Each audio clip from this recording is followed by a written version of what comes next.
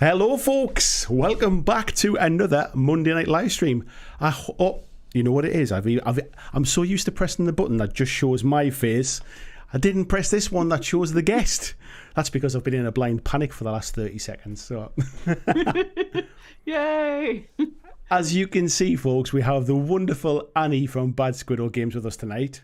Please, everyone in the chat, I apologise for being about 5 minutes late. Let me know if you can hear me all right. Let me know if you can hear Annie all right, because we had a little bit of a blind panic because we were trying to do this through Discord, but there was this weird feedback. So every time I spoke, there was like a 3-second delay. You could hear me again. So we at the last minute, we managed to switch it all over to Zoom and reset up all of the stream and everything else. So there we go. Annie, how are you doing? I just turned my screen off trying to turn the sound off. I just left the stream there. Oh, no, we're all good. We're all good. Don't make me panic. You were sitting there in silence, and I was thinking, oh no, the sound's gone off. It just went black. I went, oh no, what have you done? Awesome. Good. Happy to be here. Oh. Nice and calm.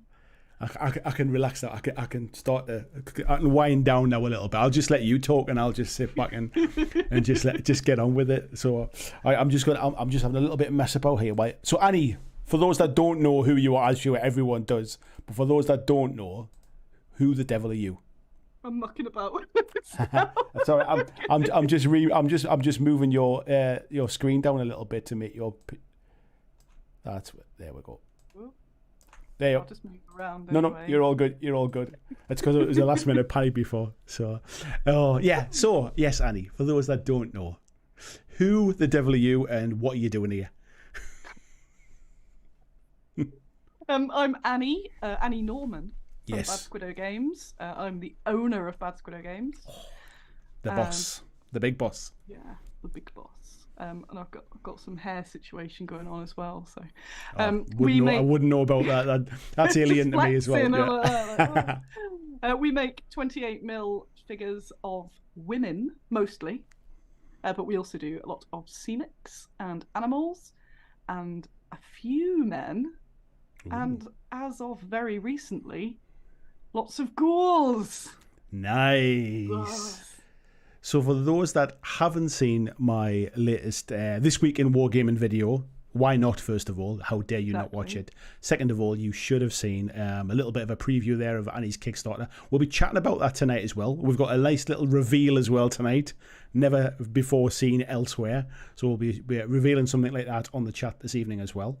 But I think exclusive. World exclusive, just for you fine folks who've took the time to come and hang out with us tonight. But what we'll do is we'll say hello to a few people in the chat, because there's obviously been loads of chat while I was blindly sort of trying to set things up. Jez Hunt. Cried a little bit. I did cry. Actually, yeah. My beard's soggy on one side. That's what it is now. Yeah. Jez Hunt was in it nice and early today, saying first comment wins. Behold my empty victory. Well done, Jez. You get 5 BlackJack points for that one, mate. Well done. Super Pumpkin Man was in early as well, and then yourself, Annie. You just came in and just decided to just try it out. Clyde Dashing, good evening to you, mate. Haxan, nice to see you in as well. Matt, good evening, buddy. Yoakum, nice to see you as well, fella. Big Dave's in. We've got RG in saying good evening all, and Annie is already in the chat. Annie was here on time, working perfectly. It was just me that was a bit of a tech nightmare. Colin Mack says evening. A rogue Annie appears. I bought some of your stuff in Scunthorpe. There you go, Annie. Yes. What were you doing in Scunthorpe? Were you at a show, or was he just in Scunthorpe buying your things? We'll never know. My things are for sale in Scunthorpe. They're in all corners of the world. Yes. Yeah. Oh, remind me to talk about Scunthorpe as well. I have Scunthorpe information. Oh, I tell you, you heard it here, folks. We've got Scunthorpe information coming as well. Yeah, so we got Deep Red saying, hail and well met. Good evening to you, mate. John Estel, good evening. He said, I might not chat much as I couldn't find my regular glasses, so wearing magnifying glasses to paint. Yeah. I must admit, I've said this about a few times now. I bought some really cheap reading glasses for painting minis because my eyesight's getting terrible for close-up stuff. But I can't see anything else when I've got them on. Like I'm fine painting with them on, and then I look to see to dip it in the paint and stuff, and it's just this big blurry mess. I have to keep taking them off to put the paint on the brush and then putting them back on. It's a nightmare. Getting old sucks. Matt saying, squint like your life depends on it, John. That's the way to do it, mate. In my background, so yes. Jutting in, regular bad Squiddo videos, viewers will know, but some of us might not. If you hear a little clicking noise, it's my guinea pig Dave typing. He's typing quite on his memoirs, and he likes to type, especially when I'm doing any sort of videoing. So I was going to say that there's a big Dave in the chat. That's not Dave. No. It's not the same. Not one and the same, is it? There's like a connection across all that's what it could be. Yeah. I think Guinea Pig Dave would like to get the title of Big Dave. To be fair, so it might be a Dave off or something. Definitely. Zingbo is saying hello all. Hello Zingbo. And he said he's feeling tired tonight, so I hope I get to see all the Painting Challenge submissions before I fall asleep. I'll tell you what I'm going to do, folks. I'm going to move the Painting Challenge submissions to another stream because otherwise I'll just have Annie sitting in silence in the background while I show everybody else's pictures off. So we'll move them to another. That one's all right. Yeah. I can't see them, but yeah, thanks for sure. So what we'll do is, because we had quite a few actually submitted this month, I will give you October's Painting Challenge topic. I'll let you know what that is, but we'll show off the minis in another stream. So yes, thank you to everyone that did send them in on time. But yes, we'll do it that way. We've got Nosef1234. Good evening to you. Matt saying, don't forget to like the stream. Yes, likes on the stream are always helpful. Thank you very much. Clive was saying you forgot to give to your local tech priests when I wasn't getting there, when I had my tech issues. Yes, for some reason Discord just decided I didn't want to play a ball. Good morning, VJ. How are you doing, mate? How's things over there? Let's have a little look here. Jez is saying he try appeasing the machine spirit with the correct litany, functions, oils and psalms, and turn it off and back on again. We did try to turn it off and back on again a couple of times, didn't we? We tried the reconnect thing. Psalms as well. There was, yeah. Well, there was a few choice words anyway, that was for sure. Joey C, good evening to you, mate. John Shepherd, hello to you as well. Tony Howell, good evening, sir. How the devil are you? We got Major Tom, good evening, Ed. Blizzard said, I find smacking the offending piece of tech on the top usually induces compliance. Unfortunately, it was a piece of software, so it's hard to smack a piece of software, but never mind. We got Joseph, is it Nekulak? Good evening, Joseph. How are you doing? Stuart McCordle says, phew, I thought I was late. Precisely on time, buddy, as they say. Clyde says, internet likes Mountain Dew. You just can't give it cola and pretend it will work. Do we get Mountain Dew in the UK? Is Mountain Dew a thing that we get? I don't know if we do. Yeah, I'm not sure we do. I'm fully aware of it from my trips to the US, but I don't think it's something we can buy locally anyway. I've got a feeling it might be like an energy drink over here, if you can get it, where it's not an energy drink in the States. There you go. Colin Mack says, if Andy 2D6 shows up, he could have two Andys in an Annie show. We'll have to do that sometime, actually. He's going to show up at some point midstream because he's out gaming. Oh, so I'm facing the front door. So how dare you get out and enjoy yourself while we're stuck indoors? What's he trying to? What's he doing? Putting us all to shame. Actually, I do get jealous. He's out gaming a lot. I tell you what, he's actually playing games. How dare he? I know. He's living the dream. I'm just scrolling down quickly. We've got some bacon chat in here as well. People saying it started. I'm assuming that's where it started. So we've got Blair's in as well. Good evening, Blair. Cardos, good evening to you. We've got, he says, scrolling down. I think that's, we've got Anna Robinson as well in. Good evening, Anna. How are you doing? Type 40 TARDIS is in. Everyone's saying Bad Squiddo minis are great. Excellent. Resin Scenics too from Jez there. And Colin says that the Visual Art Museum was great. So I'm assuming, is that where, this is the Scunthorpe, is this where it was? Yeah. I remember seeing that you had your minis on display, but I hadn't realised that was in Scunthorpe. So do you want to tell us about that, Nanny? I could, yes. Yes, please. So there's a exhibition on in Scunthorpe at the Visual Arts 2021 Centre called Art in Miniature. and it's on till I think the 28th of October. And this headphone isn't working. It's fine. It's falling out. It's fine. So it's an exhibition. It's the first large public exhibition of war games figures in an art setting. Wow. So it's not just me. There's a whole bunch of people. The most famous is probably Louise. Louise Sugden's got a few bits in there, and then you're the most famous, Annie. Come on, she's just tagging on for the ride. Come on. So she's got her little guy. What's he called? Presentor there, yes. And a few little bits. And then it's a mixture of. There's a few companies. There's not that many companies, and it's generally. They did a shout out for the community basically, and people have just sent in all sorts of different miniatures. It's cool. So there's quite a lot of different stuff there. There's some from all around the world as well.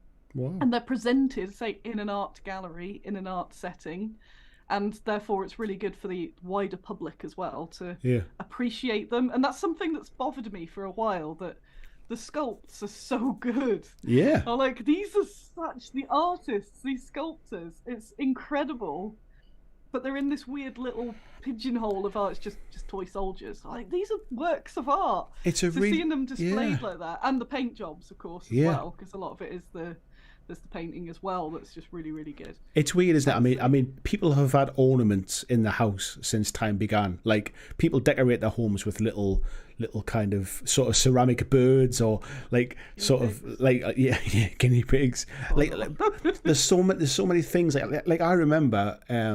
A family member of mine used to have, like, is it like Ladro bunnies or something like that? Is it Ladro, or is it? There's these little kind of bunnies that are quite expensive, and there's thousands of them. I forget what they're called now. Ladro is something else. I think it's like white ornament stuff. Somebody in the chat will tell me what these expensive ceramic bunny things are called. No doubt. And she used to have hundreds of them, and they were worth a fortune. Like, bunnies. It's a bit like sort of ornamental Sylvanian families, these things. Like, they were worth a fortune. Like, and she had like cabinets full of them, and they weren't my kind of cup of tea, but she loved them. It was just like, so the ornaments. Yes, let's get back to my point. Ornaments have been around forever, but people don't consider like miniatures as like the same kind of thing. If you have if you've got like a scale model on the side, people just go, what's he got that on the side for? That's a bit weird, isn't it? Like, it's weird. Yeah. So it's that whole like appreciating the actual art element of them. Yeah, definitely. Yeah. So there's quite a bit of conversion work in there as well. There's some like straight up. I'm rubbish at remembering the names, but there's a few guys that have kind of like made dioramas out, like miniatures all coming out of the furniture and things like that. So it's really good. And on the 14th of October, which I have just realised, well, this afternoon will be the day after I'm at Nottingham Beer Festival. On the 14th of October, theoretically, there is a premiere, because there's not just the exhibition, there is a documentary that's been made alongside it, which has me in it, but also other people. Other people are in there. So the premiere of that, the worldwide premiere, is at the gallery on the 18th of October. Amazing. I think it's 6 p.m, but starts at 7. So you can mingle first, have a little mingle. Canapes, aperitif. Yeah. No canapes, bring your own. Probably. I don't know at the moment. Cannot guarantee canapes. Or canapes, as I like to call them. So it's the opening is that night. So you get to, the gallery it's been open since July, I think, this exhibition. And yes, the premiere is quite exciting. Yeah. Although part of me is worried that I'll be cut out of it, and it'll be like that Mike in Monsters Inc., where there's just like a second of me. There's a picture of you, and the titles come across your face. Yeah. When I filmed it was when I had laryngitis, so I've got a really heavy smoker voice, and I don't know if they'll want to put any of it in, because I was just like, hello. They might have like dubbed you in with some kind of like foreign actor. Hello. Somebody with like a Nigerian accent, because it was cheap on Fiverr to get someone to voice it over. That's the way to do it. That would be amazing. Actually, that would be very good. Awesome. That Sorry, premiere, go on. that premiere will be then, And potentially, although I haven't heard anything else on it, there's supposed to be something called Mini Con the day on that day as well, with the different people involved doing something. That's cool. I don't know what. I messaged Louise the other day and said, "Do you know what?" But theoretically, something is happening in the day as well. But nice. That's unknown. But for sure, if you're anywhere near Scunthorpe, which I did learn is very easy to get to from Nottingham. It's just on the train. There you go. Change at Sheffield. my geography is poor at best, shall we say? Probably too far. It sounds northern, but I don't know if it is. Oh, you're pretty north though. It's north from me. It's like north and right, up and right. Up and right. Okay. It's on the towards the east. Yeah. But also in their gift shop, there is Bad Squiddo Games items for sale. Ooh, actually, I did see a photograph of you with them. That's pretty cool. That's nice. So I'm super chuffed that my minis are in a art environment, as I have come from the art background, even though I haven't made the things. I've designed them. So I've made sure there's this huge placard that's got all of the names of all the sculptors and painters on it. It's a bit weird when people are like, "Oh, really well done." They did do a good job. So I've got that, and to have the minis in an art exhibition, and to have the minis in an art gift shop, and be in the documentary is really, really cool. And I'm extra chuffed because I was really ill around that time, and I managed to get it all done anyway. You did it. So even if it is great. I still did it. So how did it come about then? How did you get involved in this? Where was the original idea, and how did you get involved? I think it was Louise, because I think it's independent filmmakers. There's quite a few different people I've interacted with, and I still don't know quite who's in charge of any of it. But I think they basically approached Louise because she is the most famous, and they've gone out. This person has a huge following, and she'd kind of recommended various companies that she knows or people that she knows, and then I think they did put a public call out for things in the painted section. And then the documentary kind of got a bit Nottingham word of mouth, because they sort of mentioned people because they came here to do a day. I did 5 hours of filming with them with lounge items, so I was so dead. But I kept going, "Can we just cut? I need to drink more water, please." And then we did a day where we all went basically to Louise's office, and we did at TSN Arena in town. Because she's based inside there. They've got loads of gaming tables and things. So we did lots of B-roll footage. Nice. Which I really hope. I love doing. I've nearly spoiled there. I love doing B-roll footage. I sure do. So I'm hoping some of that made it in, because I was like, "Oh, just moving this here. Oh, time to research." And various bits of us chatting and going, yes, no, really. So yeah, that could be the start of my B-roll stock video. That's it. Yeah, I expect to see you in the Adobe Cloud at some point in the future. There. Yeah. So because we did that, it was it's like, oh, it's going to be on this day. Then it was a bit of like, oh, can I invite such and such, or so a few people then sort of came. So it's not a huge representation of the community, but I think in time limits and all that sort of stuff, the fact it's the first one I think is really good. And if they do more of that, and other people think that's a good idea. That's just what I was going to say. That the fact that it's happened is great in and of itself. I mean, Matt's just saying here in the chat, he says they don't treat mini painting as true art because of people's perceptions of tabletop gaming. Anyone who's attempted to paint a mini will point out how thick and skilled you need to be. Absolutely, yeah. Anything that gets it out into that sort of wider world to have a look at is something I'm always super behind. So just being in that public space, things like Golden Demon and all that, it's all very sectioned off in our own little. It's like world. I mean, there's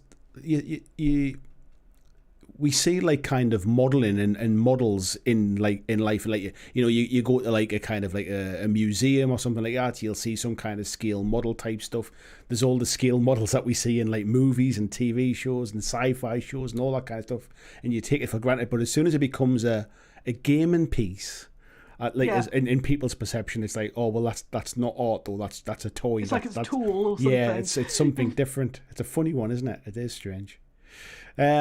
John's saying he's going down to the other Partisan next Sunday at Newark Showground. Are you off down there as well, Annie? I'm not trading. Yeah. Because I've cut the shows down a lot, which I do miss doing Partisan. But because it's someone's just said, did the stream just die? I hope it didn't. It's all right at my side here. No. Hope it doesn't. Well, we'll continue doing. So Partisan, I normally go and I usually end up helping someone out because it's Matt's fault. It's Matt's fault. So because it's not too far. So this time I'm helping Fenris Games, so I'll be on the Fenris stand. Great Escape Games, who are next to that stand, will have a whole bunch of Bad Squiddo stock for people who want to buy Bad Squiddo. Nice. Also, I realised it's the last day of the Kickstarter. So I got a lot of leaflets printed that specifically... Oops. This isn't my headphones, so I'm not used to it. You've got smaller ears, that's what it is. I do. Oh, but so anyway... Well, this is the way the show is going to go. What were we talking about? Newark show. Ghoul! Yes, so you was going to say you've got your leaflets, yeah. Yeah, so I've got a load of leaflets. It's like, it's ending today. This is your last chance. Really specific part, and it even says, yes, I made these for Partisan on the leaflet. So I did kind of say to Fenris, sorry, I said I'd be working for you all day. I'll get you set up and when it's a bit busy. But I'm otherwise going to be skipping around going, hello there. Doing a bit of promo. Why the heck not? Yeah. That's a way to do it. I bought a little cabinet, like a what's it? Like a little display, the ones that people put pop figures on. Oh yeah. But it seems fairly secure from my looking online. And I'm going to put my ghouls in it with my little sticky pad things, the painted ghouls. Yeah. And I'm going to walk around showing them, going, look at them. The Kickstarter's finished today. And I might not bat anyone over the head, but they will be getting some full gold force, which either tends to, on my previous shameless shenanigans, tends to get people absolutely endeared and go, bless her, we'll back her Kickstarter, or they'll phone the police. So, either way, it's that's the way to do it. That's the way to do it. If anyone does see me wandering around at a Partisan, do come say hello. Because I'm not in official work capacity, so I never usually have to be anywhere. I probably told Fenris I've gone to get a cup of tea and it's been 2 hours. Or That's something. it, you're away. Normally. Matt says batting people over the head's perfectly acceptable when you're being passionate. There you go. You've got an excuse now. It's fine. Yeah. It's not violence. It's passion. For anyone that's having any kind of stream issues, folks, I don't. It's not at my end. I've got all the little green lights flashing here, saying everything's excellent connection and stuff. And the stream I've got up in front of me, which is basically what you'll be able to watch because it's just on my laptop watching it back. That one's not choppy and it's not cutting out. So I think it's just YouTube playing funny beggars. Just try and refresh it if it happens. Matt's just saying we'll blame YouTube. I think it is a YouTube issue. I think so. Yeah, it's not. It shouldn't be anything that's happening at this end anyway. It all looks fine for me. So yeah, I apologise if you are, but I can't do anything about it. So there you go. Jez is saying do that like thing, folks. Yeah, go on. Yeah, press the like button. Why the hell not? Let's see how many likes we've got, and we'll see whether everyone's holding up their end of the bargain at the minute. See if there's enough likes to see the exclusive image. That's it. Well, I tell you, there's a good shout then. So we're at 36 likes at the minute. If we can get up to 50 likes, we'll show off the exclusive, never before seen Bad Squiddo Ghoul that we're going to be showing you tonight. So yeah, let's have a look at that. And if not, I'll just have to print it off, then rip it up. That's it, yeah, that's the way to do it. Matt says, exclusive image, is this going to be a shot of Dave? Oh. The paparazzi have been out snapping him through the window, and they've got one of those behind the scenes shots of Dave typing his memoirs. we found this influencer guinea pig in the week that looks just like Dave, and it's got the same markings and everything, and I've been quite not annoyed, but I've been like, I thought Dave was unique and he's not. And so all we can think of is that it's because it looks like a younger Dave, So maybe that was his past. Maybe these are his past, and he got bored of the fame, and now he's quite happy just sitting typing his memoirs about being an influencer. That's it. He's just kicking back now, isn't he? That's it. But he's even got like skin markings that look like he's got a moustache, and this one's got a God damn it. So me and Andy have been saying how there's like 4 guinea pigs in like the standard character creation for them. And anything aside from that, you have to do the DLC, so some of the more unusual ones. I tell you what we'll do then. While we're waiting for you folks to hit that like button, we're going to flick across here, and I apologise, Annie, they won't be able to see your face, but they will be able to hear your voice. But we're going to talk about your ghouls. So I've just brought up your Kickstarter page there, so folks can see it, and of course it just clicked off there as I moved my hand. There it is. So there's the Kickstarter page. Ghouls by Paul Muller, 28mm metal minis for tabletop RPG. So Annie, where did the idea for the ghouls come from, and why have we got a Kickstarter for it? I love ghouls. I love ghouls so much. I don't know why. Well, I guess when in my early Warhammer days was when you could ghoul spam.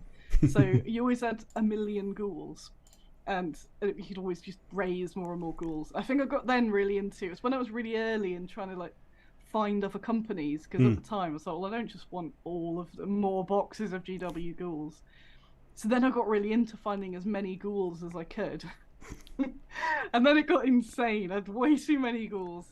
But then once they obviously what GW do, they go, you need 1 trillion ghouls, and they go, we changed the rules, you only need like 20 ghouls now. I'm like, of course.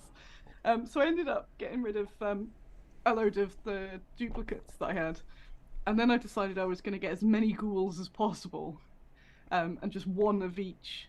And I did declare, although recently looking around other people's ghouls, I don't know so much anymore, but I did declare that I had the largest ghoul collection in the world because it hadn't been disputed. So it wasn't in mass of ghouls, but in different types of ghouls. Ah, right. I was collecting them from all other companies and eras. So I've got loads of different old Hammer ghouls and all that sort of lot. And I ran out of ghouls, basically. So you need some more. Yeah, I need some more ghouls. I run a minis company. The perfect crime. So when was it? Maybe about 4 years ago, I got in touch with, managed to find Paul Muller, because he does live in a cave quite a bit. So Paul Muller is an old hammer, or more of a mid-hammer, but mid-old hammer sculptor. Is one of those that have been around for quite a long time. His most famous are probably the old GW ghouls. Right. The guys where the ones before that was Gary Morley, and then the Paul Muller ones. That guy, it's kind of like, there's a lot of variants. They really milk the sculpts, so he's kind of like a lean, muscly guy. And it'll be like holding a head, holding a knife, doing this, and they were like, quick, keep posing them. And they were my favourite ghouls. Yeah. And since then, he'd got a bit of a, I don't know whether he likes it or not, but he did get a bit of a reputation as like the king of ghouls. So after he left, he worked for various different companies, and then after he left, he did get hired by lots of different companies to make ghouls. So in my ghoul collection, there's all these Paul Muller ghouls, and it was always my favourite ghouls. So the biggest lot he's got is Heresy Miniatures. They're probably the most famous outside of the GW ones. Yeah. Ghoul Tribe, which are very good. Otherworld have got a lot of ghouls. Reaper have got a lot. Yeah. And then it's just sort of dotted about, and he's continued to freelance sculpts. He does do a lot of. He's been a bit typecast into horror because that's what he's really, really good at. Yeah. He's really good at muscles and getting that anatomy just really, really good. And I don't get much of a chance to do things like that because the whole nature of what we do is women wearing clothes. Of course. So you got all this like really cool stuff, but then she's got like coats and stuff on top. So to use somebody like Paul for the ghouls, where they're there's lots of different ways people represent ghouls, but I like them as that sort of lean, feral sort of thing. Yeah. So about 4 years ago, he sculpted 2 ghouls for us, and they were ace. although I've never fully advertised them because they were eating babies, and a lot of people didn't like it. And to be fair, I didn't ask for them to be eating babies. They were just hungry. Because he's so elusive, I thought if I say no to these ghouls, he'll disappear for another decade, and I'll never get them. So it's unfortunately eating babies. And as a ghoul connoisseur, they are always holding bits of legs and spines, and I didn't see an issue. Some people did, which is perfectly fine. Yeah, of course. It's been like a bit of a dark secret for a while, so I've never really sort of put them on social media much, apart from because I did get a bit of a backlash at the start, which sometimes I think's unfair. I think sometimes I get more than other people would, but also I have marketed myself as very family friendly, and then I go and put those out, so I get it. I get it. But then during the so I've known and ended up being friends with Paul since then, and then when I was doing the My Last Sunrise, a horror Kickstarter, because I wanted to indulge a bit of horror, he popped up again. Near the end of the Kickstarter, he popped up again. I went, I've been sculpting ghouls. Yes, he doesn't speak. I now know why he's called the King of the Ghouls, because that's how he talks. Never sculpt for me ever again. So it's like they're doing impressions like, hello, yes, some ghouls, fantastic. So at the very end of that Kickstarter, I had a couple of Muller ghouls. Yeah. And then he got into the ghoul ways again. So I've been over the summer basically just sort of buying ghouls off him, which I shouldn't have really, but that's what makes Bad Squiddo great. Because it's been a pretty tough, this summer's been really tough in terms of business. So when I should have really been focusing on a core of the business, like World War II, for example, I'm off buying ghouls. And no one can stop me because I'm the boss. So I'm like, what should we spend the budget on? Things that will definitely make ghouls. That's the way to do it. So I thought, okay, I'll do a little Kickstarter of the ghouls rather than just release the ghouls and do a ghoul theme. And then I met Patrice Rameau at Expo. Expo. I was about to say Excel at Expo. Who is an artist, and he has produced some fantastic artworks. I did send you them through. I don't know how he. I was just going to say, I'm just bringing them up now. So there you go. If you keep chatting, I'll keep showing them. There were some forbidden sketches that will never see the light of day. But if you convince me in the bar at Expo, I definitely want to see those ones. So there were a few I went, that is the best thing I've ever seen. But if they didn't like those first ghouls, this is going to be a bit much. They're really gory. Well, the one I'm showing off here is the one where it is the ghoul is holding up the head, and in the background is a headless guy on his knees with a bunch of flowers. I hadn't noticed the guy in the background until I was just looking at it there. I like that. It's adorable. I'll just zoom in so everyone can see it as well there. That's it. Yeah. So I think I do like this artwork. Yeah. Yeah, I love it. To kind Very of nice. make it not as gory. It is very gory, but sort of give it a bit of fun, which I do like ghouls, and I think partly because it fits the Squiddo funness as well. But we had just done a horror Kickstarter, so it was very sort of bloody and spooky. So I love how he's used the pink across it. You'll see through some of it, and like the pink in the eyes there as well. Yeah. So it's just kind of quite comic graphic, and I just love the colours, and that kind of inspired the whole feel of the Kickstarter with all the, because I then do all the graphics based around it. And it just kind of adds, I don't know how to explain it, but I just absolutely love it. And he's very inspired by the poor guinea pig. the guinea pig artwork. So I'd already, by that point, so my response to people that were getting cross about the baby eating, it's a phrase I never thought I'd say. Some people were saying, well, you don't get it because you don't have kids. And I'm like, cool. But I went, okay, so I don't have kids, but my equivalent, there you go. I do love guinea pigs a lot. They are my favourite things. So I'll have ghouls eating guinea pigs, okay? It's not real. It's not real. So the art then evolved into these sort of ghouls trying to get the guinea pigs. That's Yeah. definitely very on brand. I like it. I also like the horrified look on the guinea pig's face as well. This is the one where it's been kind of held up there. It's just is saying, yeah, these would look good on t-shirts as well. I think there's a nice little sideline Bad Squiddo t-shirts for these. The one holding up, I've got you on a little screen here, so you see me looking down. Okay. I think mine's a little bit behind, but there we are. Yeah. Yeah. So the one holding the pig up, I have printed on a tester t-shirt, which is arriving on Wednesday, and yes, I will be wearing it at Partisan. Nice. I like it. I was gonna get a Fenris shirt because nobody wanted me to serve them last time I helped him out because they thought I was working on the other stand that had the Bad Squiddo. So I was gonna get one made that said Fenris all over it. And then I messaged you and I went, sorry, I'm actually going to wear a Ghoul t-shirt. Why would you not? So Why would you not? That artwork I've got, I've cut the image out a bit so it kind of ends at the bottom of her belly. And put that on a t-shirt, just so it's not cut off in a line. And then I've got a sort of circle bit of the pig at the back, and I can't wait till that comes. So I'm going to be strolling around in that. But I don't have a t-shirt maker at the moment that's of a price that I could sell them.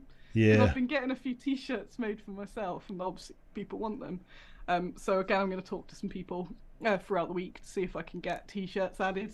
Nice one. What I would really like with them, because they're so bright, and is to put them on little notebooks, because I've always done little notebooks. Yeah. But my notebook provider turned out to be crooks. Oh. Crooks. They were fine. I've used them for like 12 years or something. Awesome merchandise, by the way. Who are now, I don't know what they're called now. They renamed themselves, but they're still awesome merchandise. They were awesome all the way through. And then I made an order for some tree pen notebooks and thought, they're being unusually slow. I'll just search them on Twitter. Oh! Disappeared. They've done the old Phoenix thing. Oh, so they're just like closed, left loads of people wanting... It's off topic, but you know, not good. Left loads of people wanting stuff and not refunding them, and then the same guy went, "Aha! I have now purchased the company." And we went, "Can we have our things?" "No, that was the last company. I have a moustache." And I didn't realise that. So luckily, I got the tree pen booklets, but that's the end of it. But if anyone knows places that I could get good little booklets, the little bound ones rather than like the big ring ones. Yeah. Because I would like to do more with them. But the problem with when I do merch is it's not normally massively wanted. The take-up, people like it, but the take-up is usually fairly small. So I need to find somewhere that does fairly small runs of things. Obviously, so I'm not left with 500 Ghoul t-shirts. Yeah, of course. Of course. I'm just in the background there. I was just flicking through some of the stuff there. I'll flick back across. We've got the spooky Scenic set as well, which looks awesome. I must admit, I'm a big fan of that. That's mix of our existing Scenics. Yeah. But because each pack is usually, depending on what it is, sort of £14-16, say for a pack of tombstones or a pack of tentacles. Yeah. We've got bits from all different spooky sets. And then had them moulded together. Yeah. Because normally, people you say we can't split the packs; they're on the same mould.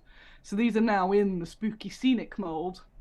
So you get a bit from everything, basically, without having to buy all of the packs. And then if you want to expand, you can then go, oh, you know what? I really like the tentacles. I'll get a few more of those.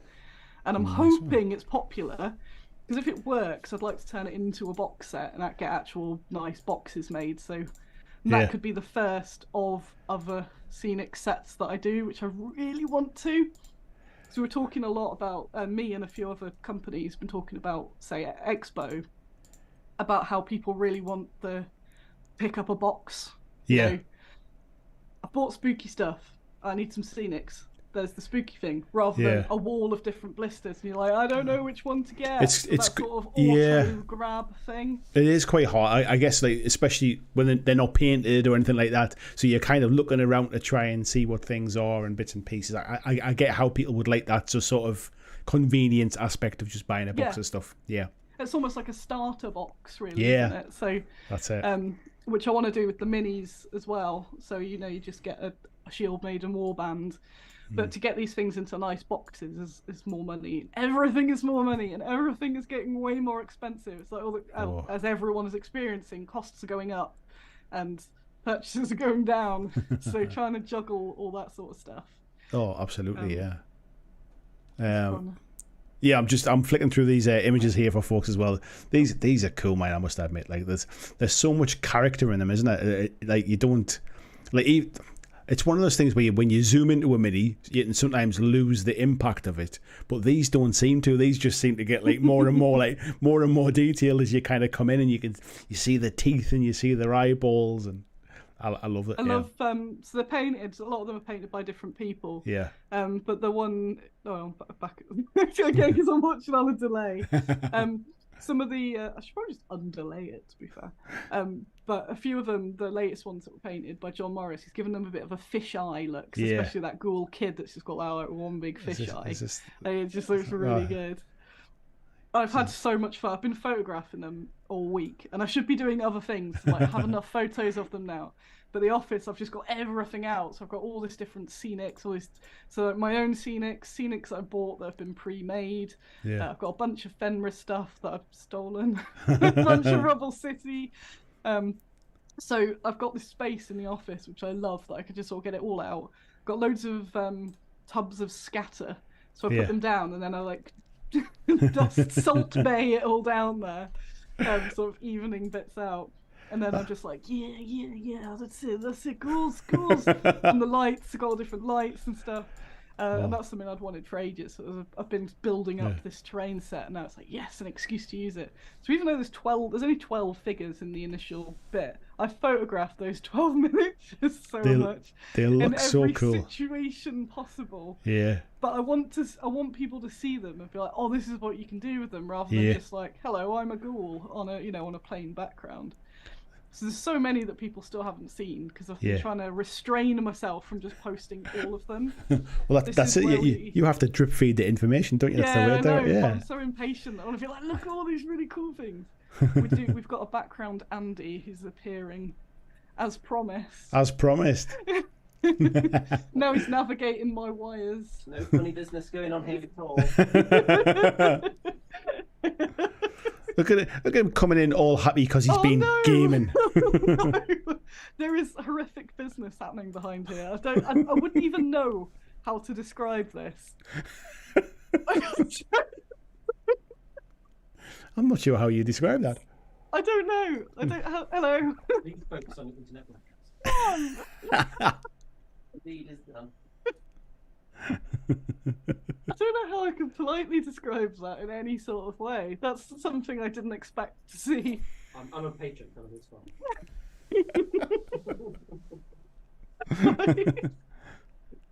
Sorry. That was a big tease now, because now you're like, what was actually happening? That's it. We can't tell anyone. That's fine. I don't know if you heard that. There was Andy and another chap who said that he was a patron, so it's fine. So he's one of yours. He's one of yours. Can you just ask him why he's not watching the stream then? He should be at home watching TV. Well, there you go. Part of me wants to explain it, but the other's like, no, I'm just going to leave that. I like to just keep it hanging there. I think it's yeah, that's the way to do it. I'm looking. Matt saying he loves the giant Lovecraftian tentacles in the Scenic set, by the way. That's what we like. I'm just scrolling down. Noodles are saying fantastic models. He says BlackJack Games sells them for a bit more, but it's understandable. I think it must be overseas because he's saying the import price is quite high with the increase. Yeah, so, when people import, they usually have to build in like the shipping price and stuff like that. Yeah. But sorry, it was me reading, going, I'll just read it. I'll just read the thing. Yeah, no, I get that. BlackJack are awesome. I always recommend them. But yeah, depending if you want to look at price, there's them. There'll be a few others. I think people do sell them for all sorts of price in the States. And it sometimes might work out buying them direct, depending on what the shipping is and stuff. But nice. Jez is just saying that's not the exclusive, is it? No, we haven't shown. We haven't shown. I don't think I'll ever see what just happened there ever again. So you did witness live. the live Annie reaction. may have had something to do with Nighthorn to 666 in the chat there. I just saw it. Yeah. Amazing. Nothing weird at all. No. Ghouls. It's Ghouls. What level of likes were we after? Was it 50 or 40? Yeah, but you know what it is? I'm going to show it off regardless. I haven't looked to see where we are. So, yeah, let's show off. So this is the exclusive. It even says for BlackJack Legacy viewers eyes only. So don't share this anywhere. Of course, share it everywhere. That's just what you say to hype things up. Here we go. We're gonna take a look at. So you can explain to us, Annie, what we're looking at here. I forgot what I sent you. It's the thing with top secret and classified written on it. I can't tell you what I can't tell you what it is. Dun, dun, dun. It is one of the stretch goals that I haven't showed anybody yet, which is one of the next stretch goals. So even though it's ghoul related, there's only so many ghouls that we've got. It's ghoul adjacent. Ghoul adjacent, kind of. Shoehorning in. So I didn't want to do the artificial stretch goal thing. So from the start, I just went. I got 12 ghouls, 10 ghouls and 2 creatures from Paul, and so I went, that's all the ghouls. Rather than go, will we unlock this? Or like, well, I bought it, so we're unlocking it. So just from the start, it was like, there you go. So I wasn't sure how it was going to go. So I've used some of the models that I've got but haven't been released or in production yet. To try and sort of help the campaign. So hopefully this week we'll reach a number that means I can get Paul to do a few more ghouls before the end of the week. Nice. So the first ones we've had Chopper has been unlocked. So we've got a couple of undead from Shane Hoyle who does a lot for us. Okay.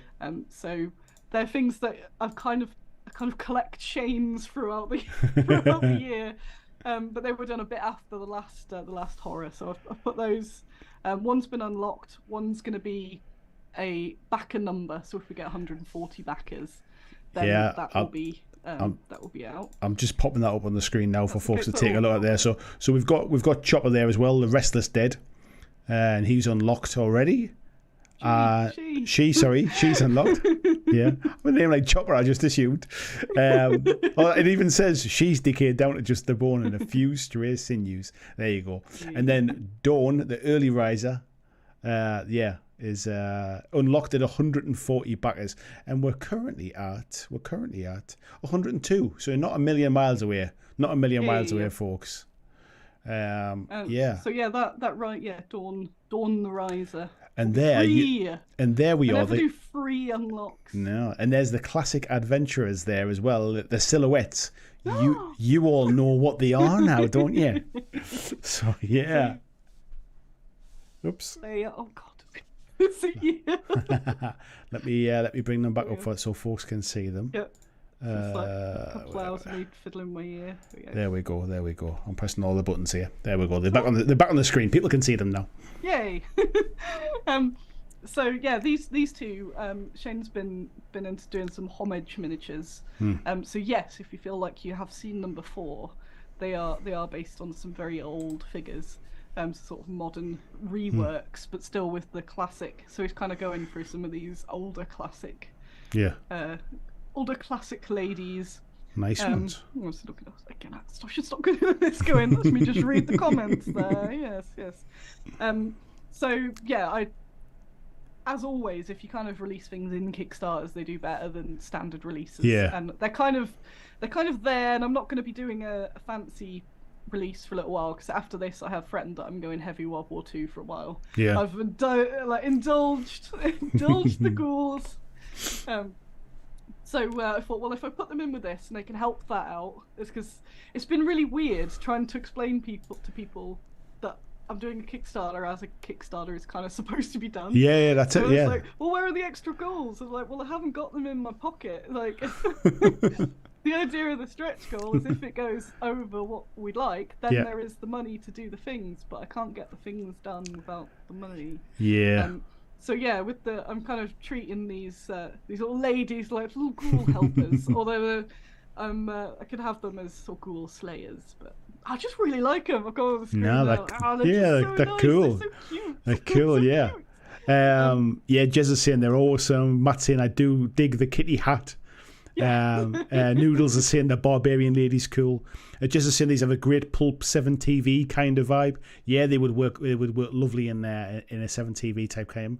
Noodles says I want more evil armored women, please. I want strong evil ladies for my Chaos Army. Ladies, actually. Yeah. No, Annie, not yet. He's If also you have a look through, we do have quite Yeah. a few evil ones though. So we did do the My Last Sunrise recently, which has, although they tend to be more vampire-y, so I do get what you mean, because there is definitely a lack. You should look at Adira, our Chaos Champion, though. She's one of my favourite minis. Adira. Noodles is asking how long the campaign's on. So it ends on Sunday, October the 8th. So that's this Sunday, is it? This Sunday, Wow, 8 p.m. So you've got. And I was talked out of doing a 5-day campaign. So I almost did a 5-day campaign because it's just like, I just want to do it. I just want to get it done. The middle point can be so tormenting. God, But I'm glad that I did go to 10 days because it gives me more time to sort of do stuff like this. That's it. Originally, I was going to do Tuesday to Sunday last week. I like so many people. I'm going to have a 6-hour Kickstarter, and if you don't get it, it's your fault. Yeah. That's it. Now the next project. Because I'm juggling so many projects at the moment as well. Although it is good, there's a lot happening in the world of Matt's saying, have I got a link for the campaign? Let me just, I can copy across the link there. I'll put the link into the chat so everybody can click through to it. There you go. Andy's saying, Ghouls, you say, the perfect Spooptober Kickstarter. Why, yes. Yes. Of course. And Noodle saying he can't because he's just purchased a bicycle recently. Was the bicycle to outrun Ghouls? Is that what it was? You knew October was coming, and you can't outrun you can't outrun a Ghoul. Not one of these ones, anyway. I've just realised that guy who popped in earlier that was then, I think, is now in the chat. Yes. Because I'm sat in my shorts surrounded by guinea pig drugs. Guinea pig drugs. And then they come in and do that. So like, oh yeah, this does look strange. I've got a good bowl of pig drugs there. That's the way to do it, isn't it? Guinea pig Karen's on a lot of drugs, bless her. But I kind of got here. I didn't have much time between getting back from work and doing this. So I've kind of just shoved everything on done the old traditional clear the area that's in film. My light is clipped to an old lady shopping trolley. I went, there we go. That's it. Matt says the pig cartel is real. That's it for the pig drugs. Like, yeah, you got to go somewhere. You know, guinea pigs have got to get a fix now and again. You know, where did they go? This is Karen's daily drug. Oh, poor thing. Noodle says, have you ever considered collabing with Trish Carden? Yes. I can see by the nod, yes. Yes, sure have. Which reminds me, I need to message her. I mean, I've not thought about that at all at any point. So maybe one for the future, eh? Yeah. Yes. The last one exclusive, kind of yes. two. the last time, talking of exclusives, the last time we chatted was I'm sure we've chatted at other times as well, but the last time we chatted on camera was when we were doing the backdrops for the miniatures. It was, and it went gangbusters, didn't it? It did. Yeah. I'm jealous of that now. But that was a dream Kickstarter. Yeah. It did just go, whoo. I was saying to a few people, I remember the glory days of Kickstarter, and you'd wake up each morning like, yeah, it's on. And now you kind of wake up and go, has it gone up or down? I can't tell. But that one was like that. There was so much love for it. It was amazing. And you may have noticed that the photographs that you were showing there of the ghouls had some very nice backgrounds. They did. I was going to mention that. Yes. But then I also didn't want you to go, oh no, there was something else there, not in the book. So I thought I won't line you up to knock you down. Yeah. Hodgson. Yes. So yeah, the John Hodgson backdrops Kickstarter that I was shilling last time. So if I'm on somewhere, I'm shilling. Whoa, a real one. A real one. Nice. So I had the sort of prototype before. Yeah. And we've changed the covers, so because they were just kind of test covers, whereas this looks way there. So what's that? Oh, that's a sci-fi one. The Kickstarter is shipping. It's all in John's hands now. So people keep asking me, like, I don't know, I've done my bit. What backdrop? Just wash my hands of that. I'm all done now, yeah. So it was due to ship in October, and it is October. So they will be shipping, I believe, this week and next week. From Amazing. Earlier. I sound like, because I'm fiddling with this, it's like I've got him on the thing. I'm like, yes, definitely. Yes, he's coming through loud and clear, yes. But I have a copy of each. Amazing. I'm special, of course, because I was part of it, and I nagged him a lot. So I've got 2 of the early. So I've got the sci-fi book, and I have the fantasy book, which has extra bits, and it's got a photo guide. Oh, by Annie Norman of Bad Squiddo Games. That's it. There's one by a proper man. On how to do. It's got a triangle and everything on how to do proper photos with proper stuff, and then there's like the basics guide. And then you've got the one that everybody will use. You've got you've got the technical way to do it, and then just do this and it works. Yeah, like do you want to spend ages or and I do take all. I know that professional photographers will cry when I say it, but I do take all my photos on my phone, partly because I'm poor, despite my millions of Ghoul money. I mean, don't get me wrong. There's like proper cameras have their place, and when you like super professional stuff and all that kind. However, 99% of us normal folks don't have all that fancy kit. We all have one of these that we carry around, and these are more than good enough now for most of what we need to do. And you don't have to worry. The auto settings are decent enough to get a good looking picture, and then you can kind of mess around with the settings and stuff if you really want to. But it's even like the Instagram filters and vignettes. Yeah, do you love vignettes? That's it. Yeah, that's it. A quote that I saw earlier this year when I was looking at buying a camera, because I thought maybe I should just get a camera, because I was thinking, I'll get a new phone. So if I'm going to get a new phone for a camera, should I just get a camera? And a good quote that stuck with me is probably really cliched or for someone terrible, but it was, the best camera is the camera that you use. And I thought that's it, because I'm not going to take a camera around. I don't like carrying stuff. No. So whilst doing a photo shoot, yes, I would. I thought, actually, this is what works for me. At some point, I probably will get one. I used to have one, and it was stolen. Oh, it was such a good camera. It was when my flat got burgulated. Burgulated. So I've got these 2 books. The Kickstarter is shipping. So the Kickstarter is shipping imminently. There was also the licensed version. I've obviously got a license. So licensed to shoot, to take photos of ghouls, so people can use them commercially. The wording for that is being tied up today, pretty much. I had a little look earlier. Nice. It's very nice and in plain English and everything.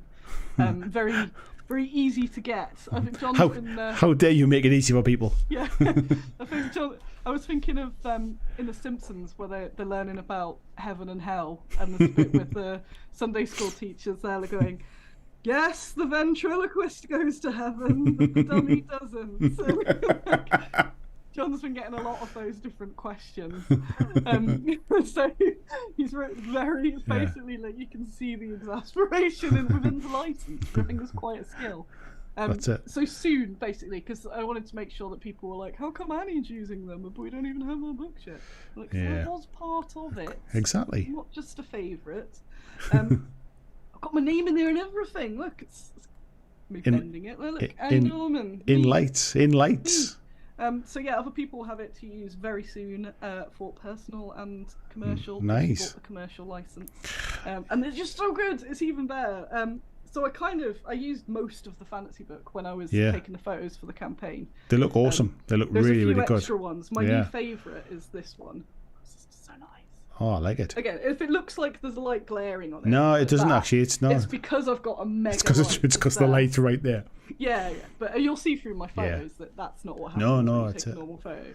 There's a few folks in the chat saying that they backed it and they're looking forward to getting the books. Hey. So yeah.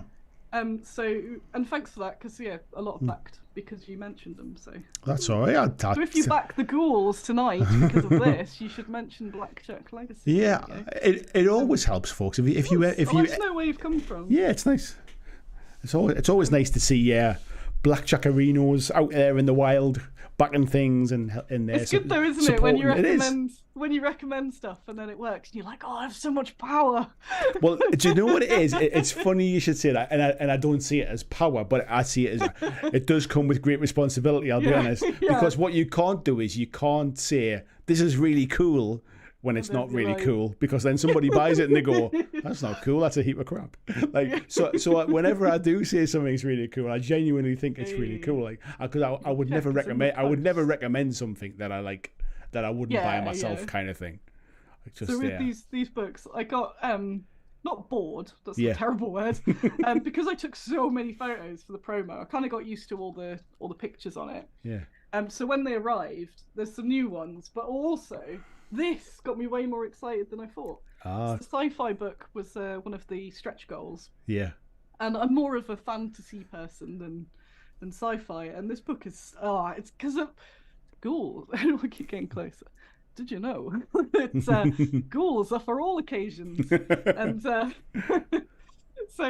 I thought this is perfect to take photos of the ghouls in different situations, because I've got a lot of photos now with the different rolling ghouls. And look at that! That's amazing. And then I've got one positioned so that the ghoul is dangling the baby over the fire. So, there we go. So some of these sci-fi ones... Because you wouldn't eat a raw baby, would you? Obviously, it needs to be... You're going to at least cook it. I like I'm looking at them off cam. It's like, ooh, yeah. But the way is like... They're just the framing of them to put, your mini there, and just the little bits.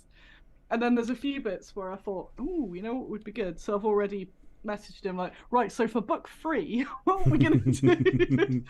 Because it just works so well. It does. And like you said about recommending things, the reason I got involved was because this made me so excited. Yeah. And I like it when I'm genuinely excited about things, because I am very good at conveying my excitement. Pretty much all the photos I took of the ghouls weren't just because I was shilling. It was because I think they make the photos look so much better. I mean, that's a prime example as well, because like you're not going to just use them and make your pictures look bad, kind of thing. You know what I mean? I'm like, actually. But yeah, and if you didn't back the Kickstarter, I have them for pre-order on the website. Nice.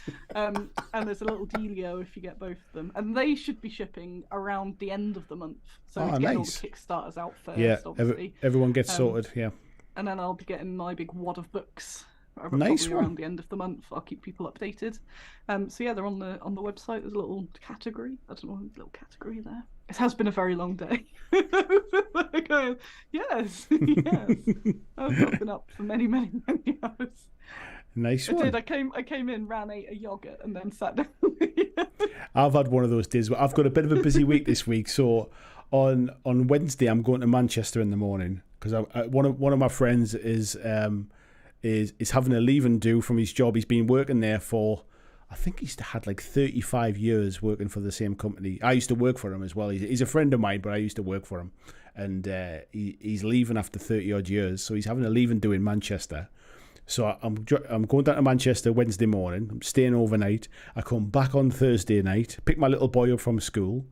And then I have to pack my bags because I'm going away again on Friday morning, and I don't get back until Monday night. And in the meantime, I have to make a video that's going to go live on Friday. So I've spent all day. I was like literally from 7 o'clock this morning. I've been recording the video and editing the video. I've still got a day's worth of editing to do tomorrow. So like it's been pretty much non-stop as well. So and I have to get it done by Tuesday night, because then the rest of the week's a write-off. So. Yes, folks. So when you watch Friday's This Week in Wargaming video, just think of the blood, sweat and tears that's gone into it. It's the solitary tear that as you're clicking on the editing. It's the smallest violin playing just for me. That's exactly it. Yeah. But no, there's some cool stuff in there in this week's video. I've got some kind of independent company stuff that you might not have seen before. Some interesting kind of goings on in the tabletop world. So yeah, I'm enjoying doing the little kind of update videos. It was nice putting your stuff in there last week, and Fenris Games with the Army of Duckness was in there the week before as well. Yes, I spoke to him yesterday, and he said he didn't realise, because of algorithms being terrible, he didn't realise it had been featured in there till today, or yesterday rather. Yeah. But he's very appreciative.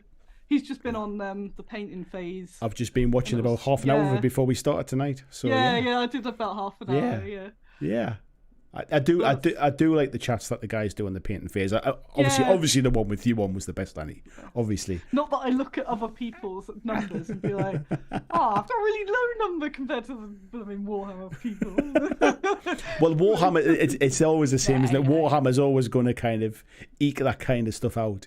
But I find it's nice that they can, because I feel like they've obviously had to chat to a few people, or people that they kind of like were Warhammer type people, and then it's nice that they're chatting to kind of folks that are certainly ingrained in tabletop industry and stuff, but aren't necessarily known for specifically Warhammer stuff. So like having yourself on there as well, and having Ian on there as well on tonight's episode, like. It's fascinating to hear what people do and how they end up in the careers that they end up in, and doing what they do and stuff. I just find all those stuff great. Yeah. What was this one? Noodles was saying the recent one-page rules battle videos have been fantastic, but I want to see more wargaming videos with women like Dana Howell and Suggs like gameplay. I don't mind art, but most gameplay videos are the boys. I think that's just... Is that just kind of situational? I guess, like, there's plenty. Let me not say there's plenty. I think it's just who's doing the thing. That's it. I saw Kerry's at, or was that London GP at the weekend? Yeah, I saw she does quite a lot. She'll be doing stuff on that. She does quite a lot of stuff on Instagram and things like that. So, and I guess if people are more YouTube focused, they probably don't see that. But I mean, it's nice to see that we're starting to get a bit more mix of faces and. Not so much the bald head with the beard kind of stereotype that seems to be from watching Peachy and Ian. Exactly. It just seems to be omnipresent everywhere, doesn't it? That's it. Like middle-aged men, that's it. We're everywhere. But I think when it comes to you're right. When it comes to the actual gaming videos, you don't tend to see so much. I don't watch them myself, but isn't it tabletop? Is it Tabletop Tactics? I forget which one it is. It's quite a big YouTube channel, but I think there's a girl in part of their kind of studio crew now. I think she's been around for quite some time, so I think they're out there kind of thing. But I don't watch a lot of battle reports. I'll be honest. Yeah. It's not my kind of thing. A few when I was in the heavy Warhammer playing, but because my attention span, sometimes I find watching games can be a bit boring when you're not in them. But different channels, if it's just somebody rolling the dice, I'm not into it. But when they've got some good commentary, it was mostly when I started getting really competitive. I'm like, oh, what are they doing there? Yeah. You know, when you're watching really good players do something rather than just sort of random people. Yeah. But I should probably shout out Andy. I don't know if he's watching it now. The man who was just doing the thing there. Yeah. Andy's channel, Andy2D6. He's been building up quite a lot now. He's does a lot of Mantic battle reports. Yeah, he's been smashing out a lot of Kings of War stuff, hasn't he, lately? Yeah, because he comes back from a tournament and then he does a battle report for like 4 hours. So his little chat things just popped up there saying, "I'm still here." Yeah. Nice to see you, Andy. We'll have to do this again. We'll have to get you on as well, mate. Come and have a chat as well. Yeah. Andy would be good because he hasn't done his show, the regular live show. Yeah. Because Rem went off to join. I keep forgetting it.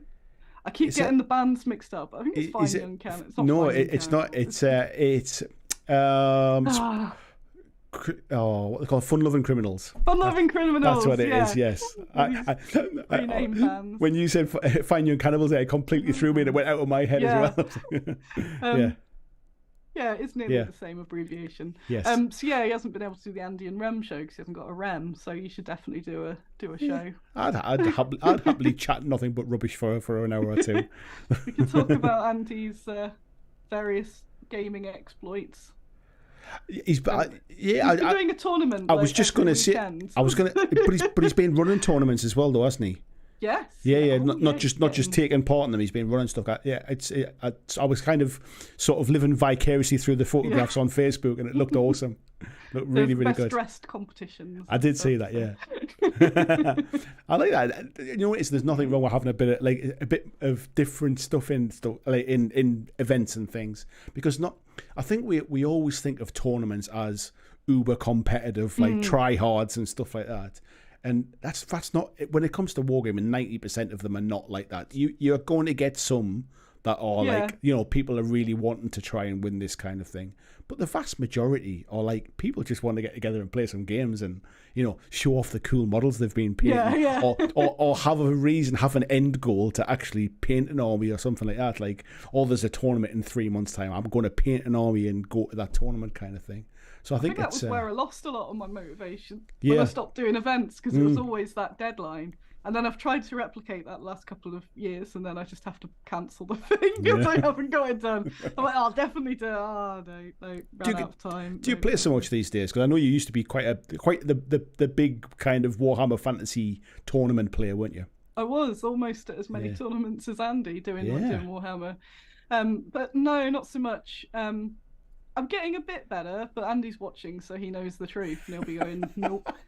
We've been trying to get games of The Walking Dead in. Yeah. It's mostly because I'm like mixing between doing a million hours of work and then Andy sees me at my worst. So while you all see me in my like, hey, Andy sees me kind of slope back from the office, put food in the guinea pigs thing, and he's like, oh, do you want to play a game? I'm going to bed.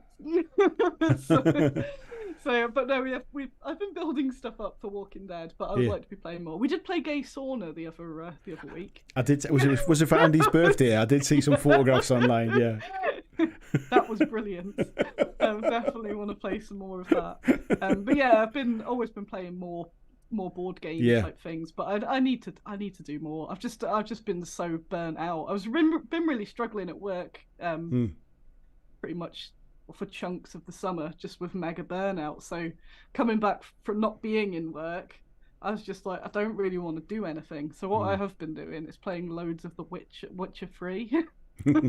So I need to use my brain so much, put it on easy setting. Like, this game's not so difficult. It's funny story mode. It's funny when you're like, you kind of when your job is hobby adjacent or is part of your hobby, for example, it's really easy to kind of get burned out a bit, and especially when you work for yourself or you have your own company, like you don't really ever switch off. Like, there's not 5 o'clock, I'm clocking out, I'm away home to do what I want to do now. Like that kind of never really happens, does it? So like, it's a bit of it, but I think a bit of it is it wouldn't matter what I was doing. It was just the general doing loads of hours self-employed. Yeah. So it's mostly that I've just got like, no, I've given everything. I've given everything, and that's Squiddo. But yeah, part of it, it's part of the darkness of knowing far too much about loads of different companies. People go, what about this? And my brain's just like, oh, they're all racist. I'm like, why do I know these things? I loved it when I could just play things and not be like, oh yeah, but the guy who runs that.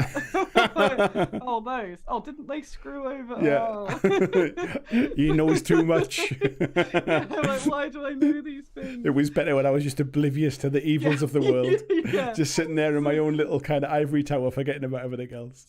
People will mention stuff, and instead of, I'll go, that's an option. Not a problem. Absolutely.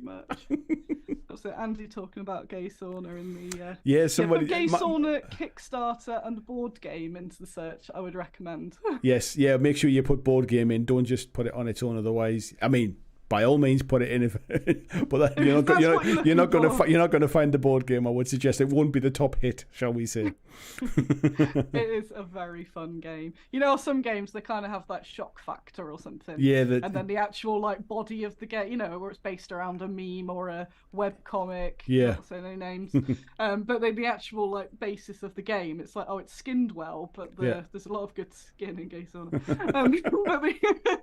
But you know, the heart of the game is actually quite basic or rubbish. This game was wicked. It's a good game, yeah. It's a wicked game, yeah. Nice one. So I'm going to play some more of that. But yeah, always my answer to like, do you play much games? Is not as much as I'd like, but I keep saying, yes, and Andy is like having a live biographer or something. Yeah, that's it. If I say something, Andy's around, I can just like hear his thoughts. Where it's like, just play that back to you. Go. Yeah. Yeah. Where I go, yeah, but it's really busy now. But next month I'll have got all my stuff together, and I'll be able to do different things. It's like, as I say, on loop. Yeah. But yeah, it's always that work into it, and it's something where it's not a moan, but it is really hard. Yeah. Running a small well, any small business. Oh, of course. War games business this year has just been so hard, and it's really easy to get demoralized and take things personally as well. As you're just like, what am I doing? What am I doing wrong? And then it's some people you talk to in the industry clearly are lying, and then you feel even worse. Yeah, they're just trying. Everything's fine. What do you mean? Shipping's never been as cheap. And, like sometimes at trade shows when it's been like a really dead little trade show, and you kind of like walk around like, how's it going? Everyone's like, oh, not so great. And there'll be someone, this has happened at a tiny like village hall, go like, I made 20 grand. You would have had to restock your entire stand. Like, 6 guys have come through here. What are you doing? There's not 20 grand in cash come through this place. Never mind on your stall. But yeah, if you talk to the right people, and I've been talking to different industries and things, and people are just saying it's been extra tough because nobody's got any money, and I'm not sure about so much, what it's like anywhere else, but we know in the UK that everyone's skint, so you are having to second guess whether to do. And the thing is, sometimes, because I'll think, well, people are spending, because I'll look at other Kickstarters and be like, whoa, they're going absolutely crazy.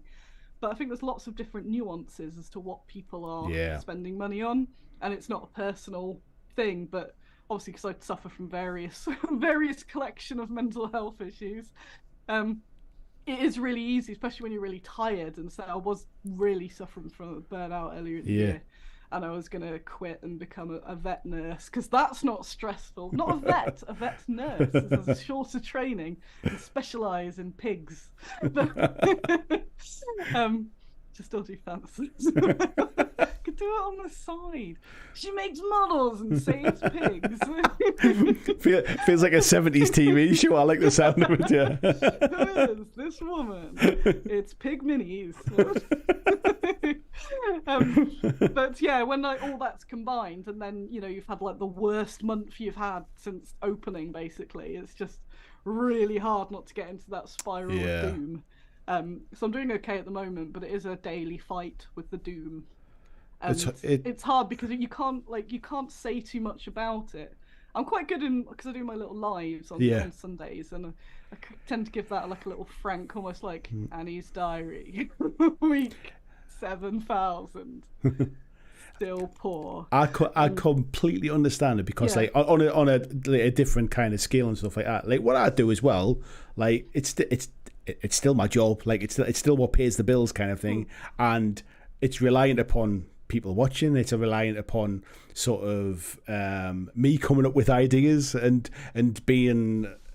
This sounds really wanky to say, but being entertaining and having people want to come back and watch another video, and if you're feeling a bit low, or you're a bit short on ideas at any given time, or you make a video and it absolutely bombs, you take it personally, and you sat in my little 4 square walls here just going, well, that was a waste of time. Like everything I thought I knew is completely wrong. But then by the same stretch, you don't then want to go out to people and go, woe is me. I'm having a nightmare. I can't think of a good idea. My videos are bombing.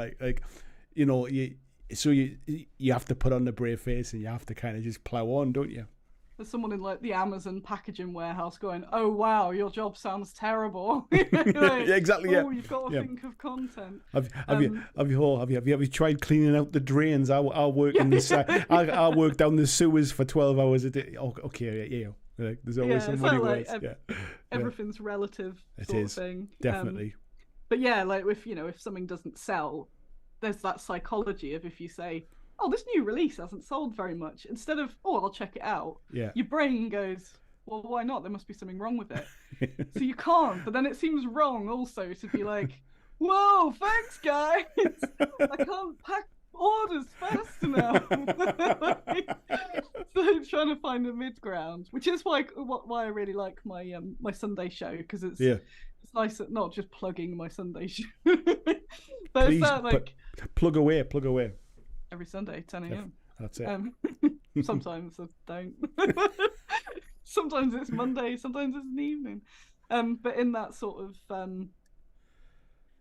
not frank and honest way, because I did stop. I thought, because again, I don't mention too many details, but yeah, I've got a series of mental health issues, and I started realizing that I didn't have to do it every Sunday. If I was bad, then I didn't have to force myself and force my viewers. You're allowed to have a break. Okay? Yeah. So those days I don't do it, and then a lot of times I do that sort of fake it till you make it thing, where there's been one like a couple of weeks ago, and I was thinking, I do not want to do the show. I'm just gonna sit here and go, oh, shit business.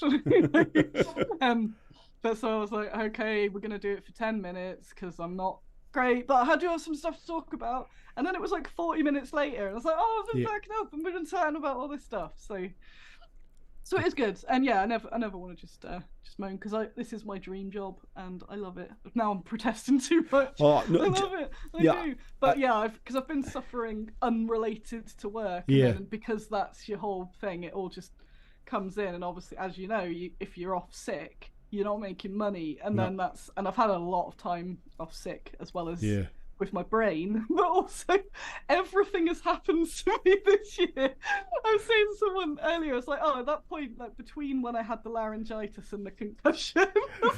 Yeah, you had a bit of a nasty spill, didn't you? I saw your photos. It was like, what the hell's she been doing with herself? It was grim. But yeah, there was a lovely spot between the laryngitis and concussion. It was a good couple days. Hadn't you gone away for like a nice break or something like that as well? Yeah, because of the burnout, I went away. I can't. I just need to go away. Oh no. Life has a way of bringing you back down. Yeah, I've got my spare specs and not my classic trademark specs, because they all got damaged. Oh. I think it's nearly gone. I smashed my glasses into my face. Oh. Still a little tender, like 2 months later. But it's fine. I just one of my coping methods with general life is just to pretend it's a sitcom, and it works then. Because you think, well, if it was a sitcom, you'd be like, what is going on? I'm like, oh, this is terrible. It's like you just put a little laugh track over it, and you're sorted. Like, of course. That's it. Life is just about pausing to let people have a laugh, and then carry on to the next part and keep going. That's the way to do it. What was saying here? Noodles is saying he's been trying to create a board game for families and kids, but honestly, no idea where to start. Having no capital. You don't need capital to have an idea, mate. He said it's a standee black and white game. You can colour your heroes and monsters. I think there's a spot for that one for families. And he's saying basically like a colouring book, but it's a board game. He says, I embarrassingly messaged Ronnie and Kyle from Mantic about it, but they were kind. Don't ever feel embarrassed about like the thing is, every idea starts somewhere, and very, very few ideas are ever perfect on their first kind of like go. So like, don't ever worry about asking for feedback or anything like that. People are generally like nobody's going to be nasty about stuff, but they might be honest, but they're not going to be kind of like, nobody's going to go, that's the worst idea in the world. Yeah. What on earth were you thinking trying to come up with a board game? Like, nobody's going to kind of say that. It's one of the reasons Kickstarter is really good. Although you obviously still need, that's one of the limiters, you still need something to Kickstarter it. So you can't Kickstarter, with just the basics. But it does mean that you don't have to have the tens of thousands of pounds or whatever that you might need. So you can still, so your end goal, or like the first step goal, isn't getting a thing made. It's just getting to a smaller point. And just building a little community online and getting things like play testing is the absolute key to a game. She says, having not done a game, though there is one in progress. But having spoke to many different game designers, it's just about absolutely play testing to death with as many different people as possible. and then you get so many different views. Whereas people will sort of, because I'd say know various games, what's the term? Games publishers, and they've said they'll have people pitch games, and they'll say like how many times you played it, and it's like I like about 10 times with my mate, and it's like you need to keep like playing the absolute death out of it. So that's the main key is just keep at it, and it is hard when you don't have capital at the start. And I started Bad Squiddo with nothing, just debt, and we still have debts. Yes, woo, mod it. So I do tend to say I have been very lucky and circumstantial. So I wouldn't recommend setting up an entire miniatures company out of an overdraft. Is not recommended, though is possible. But sensibly, it's always my advice is to keep having a regular income and to just slowly build the thing, and then you don't hate it.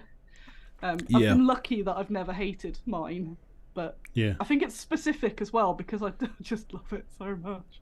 But I think I think I said before, if it was just miniatures and I wanted to make cool miniatures, I would definitely hate it by now. Yeah. But because for me it's that larger representation and getting these women known and just making that whole experience for, so not just women, just different minorities of gamers have a better time, then that's such a personal mission to me. But if I did it just as a flat out company, I would have absolutely hated it and quit it by now from the amount of stress and issues and all sorts that's come from it. Yeah. I've seen other people do it where they've kind of maybe had one successful Kickstarter, so they've quit the job. Yeah. And then realised very quickly that trying to do it under pressure, with not much sort of backup. So you kind of think, okay, I'll do my day job, no matter how crappy it is, because I can build up a little reserve then, and a little bit of a buffer. So then if I do get to that point, you've got it there. And I never had it, and I'm only 16 years old, and look at the state of I do look at my photos when people post like, oh, I met Annie at a trade show, and I look through and it's just like this flip book of decay. It's what the war games industry does to you. It just chews you up and spits you out, doesn't it? That's what it is. Flip book of decay. Yeah, it definitely can turn into a grind. What I love about running a minis company is that there's so many different things that I do. Yeah. So it doesn't get as repetitive because there's all the different elements of the business. Yeah. Whereas, say, if you're a commission painter, a large amount of what you're doing is painting minis. Yeah. So I think that's where the sort of shining madness can come in. You're just doing. I can imagine. Yeah. I don't think I could. I mean, not that I have the skill to be a commission painter, but I don't think I also have the mental toughness to be able to just switch my brain off and just sit and paint endlessly day after day after day. Yeah, so I don't think I could do it. If I'm not in a tax mood today, as long as it's not the day tax deadline, which invariably it is. Yes. But it means that I can kind of go in and this is one of the reasons that, although I will say it's really difficult. I think because I've got a very differently wired brain and all that, I've managed to create something that can cater for that. Yeah. So I don't have to go in and there's somebody saying you need to do these specific things, and no matter how hard I try, my brain is going, I can't do it, because that's what happens. It's like if they had a gun to all my guinea pigs and they were like, do this specific thing that my brain has this morning said it's not happening, then all my guinea pigs would be shot. I don't know how I've got into this. All my guinea pigs would be shot. So if it's like, okay, I go in and the goal was to go, say, for example, tax. I'm not a tax. I'm talking about tax just because I was doing loads of tax last night. But say it's that, and I go, my brain is not doing the numbers today. Numbers are not happening. Instead of going, well, that's it, I'm going home, or I'm going to try and force through it and get myself into an absolute state because I cannot do it. I'll be like, maybe we'll take some photos. It's like having these discussions with myself. It's like, I'm not doing that today, are we? No, we're not. We can take photos of ghouls. That'll do. Okay, but we like taking photos of ghouls, so we'll do that. But then we'll also do a newsletter as well. And then we've still done the thing. And then obviously that's still, it's not a waste of time, it's just doing other tasks. And being able to do that, and sometimes being able to wake up and nope. And just not not that day and It's- then be able to go in and do the next day Haven't- is something that I couldn't do in an Yeah. employed job. It's weird, isn't it? Like having the self-discipline to be able to like hold yourself accountable to Yeah. kind of get things done. Like in my old job, like I used to manage projects basically, and like I used to manage a team of people who designed new products, and then I would basically be in charge of making sure that those products get to market, kind of thing. So I was managing multiple different functions from all over the kind of company, like the sales team and the marketing team, and making sure these things happen. And that was dead easy when I did it like for a job because well, that's just what I have to do. Somebody You tells have to, somebody yeah. tells me we need, like, this is like, this is happening. That's how much you've got to spend, and it needs to be ready by then. And it's like, well, okay, I know what my boundaries are. I'll just crack on and get it done. I can't. Sometimes I can spend days like sitting going, need an idea for a video. I just what could I do it? And then I go, that's terrible. Nobody will watch that. And you second guess yourself, and you just go, and then before you know it, you're just sitting there just going, why am I doing this? Why? How did I ever get to the point where I thought this would be a good idea? I used to do this for a hobby, and it seemed like fun back then. What's changed? Yeah, but when there was no pressure, I'm much more creative, I think, because I was just getting on with it. But I think It's those... Oh, sorry. I was just going to say, I think it's definitely a case of sort of it's that lockdown cabin fever at like the end of lockdown and stuff. And hang on, I've spent so much time on my own, and now nobody's telling me what to do. How did this happen? What am I supposed to do? Do this. It's why the algorithms are cruel god as well, isn't it? Because if you put out a video that's not as good as, it's not like you can just go, I'll just do a bit of a crap one and then I'll make the next one better, because then it's got that, it goes, we won't show anyone that next video that's even the sword of Damocles over your head kind of thing. It's like, oh, you made a bad one, did you?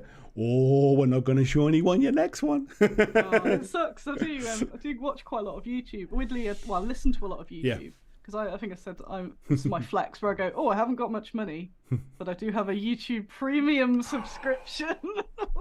Oh, I tell you, that's up there with like that's up there with the platinum like credit card kind of thing, isn't it? Like I've got a platinum credit card and I've got a YouTube Premium subscription. And it's usually when people go, you can just use ad block and stuff. Like, yes, you can, but I do it on my phone quite a lot, and I do a lot of multitasking, so you can like do picture, which you should be able to do, but but I listen to YouTube a lot, so usually my main media source is YouTube at work. And weirdly, not much war games YouTube, probably because a lot of it's so Warhammer focused, and I don't care. I might see a cool model that they've put out and be like, oh, that's a cool model, or something big's happened, but I was never into the lore or anything like that. No. And if I just listen to it, it just sounds like Space Marine, the Space Marine, the Space Marines, and so it's only been like the last probably the last year, really. I started finding people that talked about different stuff on YouTube in wargaming,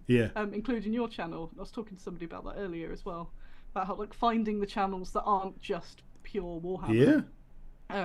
But yeah, a lot of the stuff I listen to, it'll just be commentary and things like that, but they're just on in the background, because I find that they give my brain something to cling on to sometimes more than music. Because the music will be on, but then my brain keeps going, and I need it to not.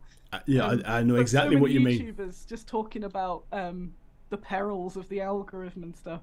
I always think, oh god, I wouldn't do that.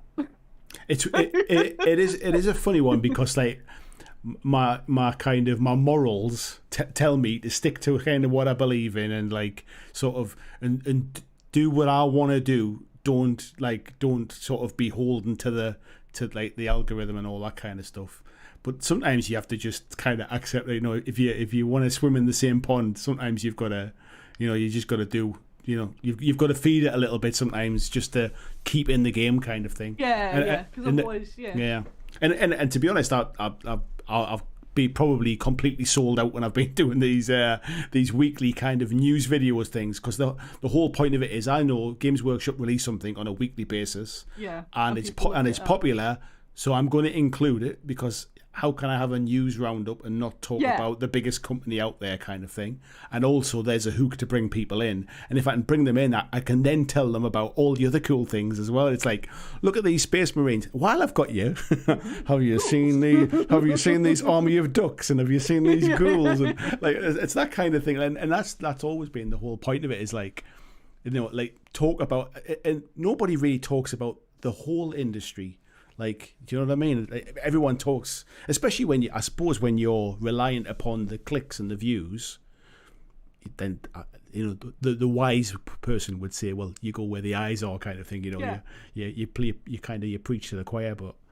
Yeah. Well, it wasn't until you and Discourse put those videos out about the same sort of time last year that I hadn't considered it. Yeah. And because I was kind of thinking, I'm not like these YouTubers I'm messaging aren't really getting back to me. Maybe they hate me, or like, you know. Like, I was like, oh, it makes total sense. Like, yes, you do have to do the GW, and it sounds quite sinister, but I do think that with myself it was like the greater good. Where it's like, yeah, there's stuff that how do I put this into a decent phrase? But like, say if your goal is to show off, you know, all the different stuff in the industry that's really good.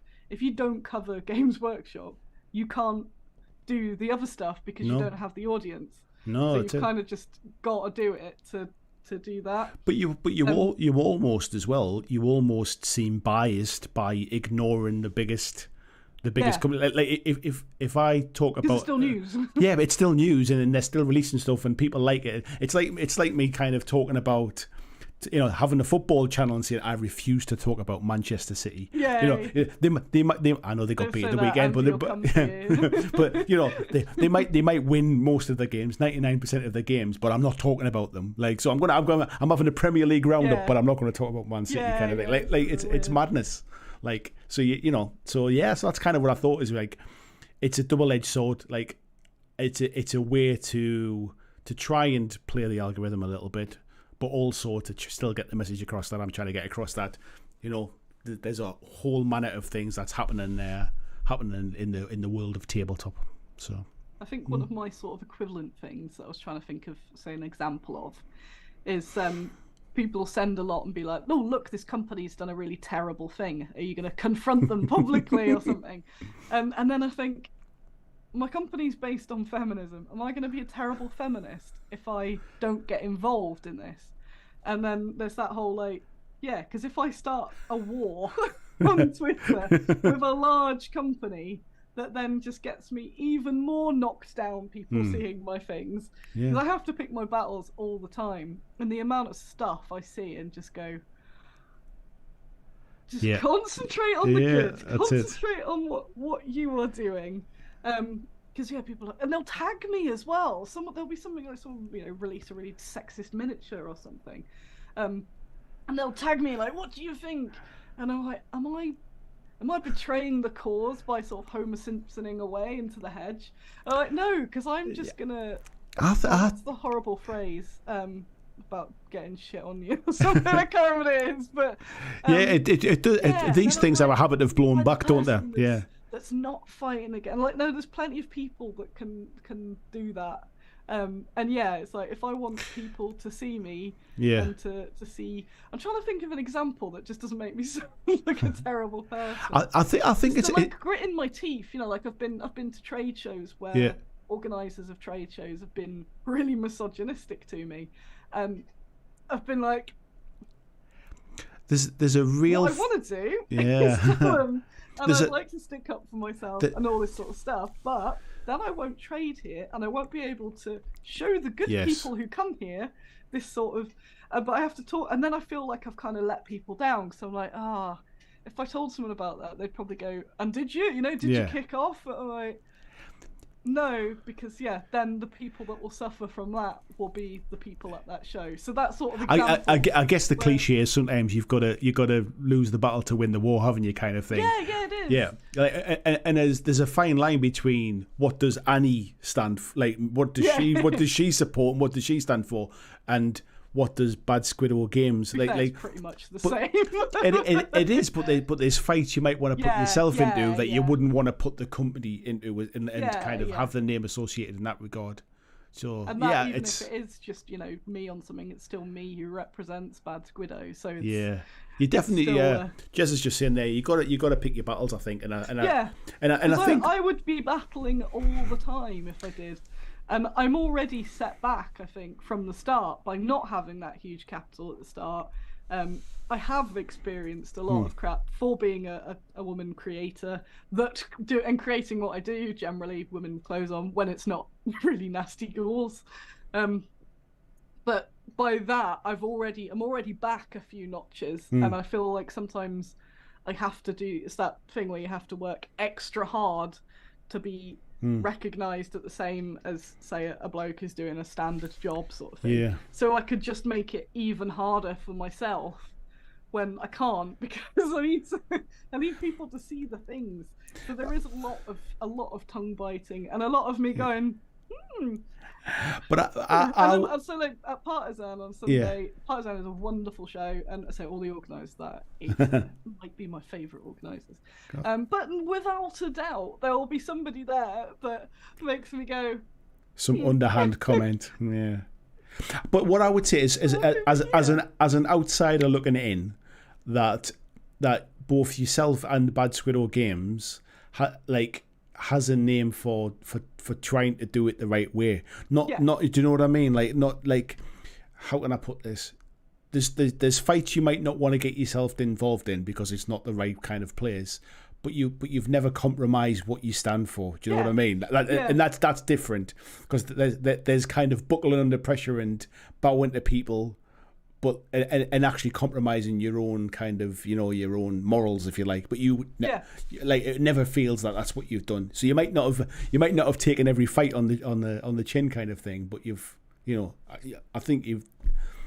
Bad Squiddo and yourself have an ethos that you stand for, and I think that's very, very obvious. I'd like to reassure people that I do lots of behind the scenes battles. Oh, I bet you do. But there is we've made some significant change, but that's it. Like, there's almost like sometimes like the mob demanding blood, and sometimes when you do that sort of strong confrontation, people react badly because they're like, I'm being called out, especially when it's publicly. Yeah. That you get defensive if somebody says you're anything other than you think you are. Yeah. So I have a lot of private conversations or private arranging and stuff like that. And it's not seen, but it does make a difference. So there's lots of different things and lots of again, and when I go, my memoirs come out. But so I'll see something and I'm like, nope, I need to do it. Yeah. Do it the smart way. Don't put your hand in the fire. Don't put your hand in the fire. It's like there's no glory in the smart way, but it's more likely to actually do something. And obviously, as much as I am, I like to think I'm a very professional person. So there's that as well. Because again, I'll see companies arguing with their with their customers on Twitter or something. Like, what are you doing? What are you doing? You see like something that really agitates you, and you go, I'm gonna pretend I've not seen that comment because I'm gonna reply rudely. But then just like argue with the customers, like, oh no. On a completely kind of side note, I bought some t-shirts recently. I'd seen some t-shirts online and I like the designs, and I decided to buy some of the t-shirts. So I followed the company on Facebook so I could kind of see more about it. And then after I'd bought these t-shirts, I saw that they are the kind of people who like to argue with their customers. Oh, no. Not only argue with them, they also then like to post on their Facebook page, you'll never guess what this idiot said to us, kind of thing. And then post the kind of, and I was like, oh, okay. It's a good job we got nice t-shirts, but I don't think I'll be buying any more. One of my favourites was a kick, because it's when like you feel it and you're like, oh, I can see why you're annoyed, but yeah. So it's almost like living vicariously. So sometimes like on a Kickstarter, you'll hit the target, but then someone will earn back, and then it goes under the target again, and it is really annoying. But I saw a Kickstarter, it was a while ago, so it's not nothing new. But it made it go under, and then the guy did an update, and it was like, well, we would have unlocked this. And then he named it, was like, oh, we're not even allowed to do that. Oh, no. Like, we would have unlocked this if it wasn't for John Brown. So thanks, John Brown. People aren't going to get it. Yeah, I'm like, oh, that's really not allowed, but someone said. I hope you're happy with yourself, John Brown. Now, it was. I was like, this is amazing and terrible. I mentioned before that if there's something kicking off online, there's a good chance that when it'll be like seen by X amount of people, one of those people will be me silently going, no way. Yeah, I must admit, I whenever I see those kind of comments online, I do always go, oh, I want to see where this goes. This has got legs. I don't want to be part of it, like just in the same way I don't want to be in a car crash, but I want to watch it from the side of the road. Yeah. Well, definitely. They've just posted. Oh, it's going down now. It's kicking off. And it's like a reminder of what not to do sometimes as well, because it's like, yes, thank you for that reminder to not reply when I'm angry. Don't do that. That's John in the chat there said, "Is the misogyny because most trade shows are run by the older generation of gamers?" So when you've encountered any kind of issues, shall we say? Have the is there a type? Is it the older gamer? Is it a certain? Is it the historical gamer? Is it the like?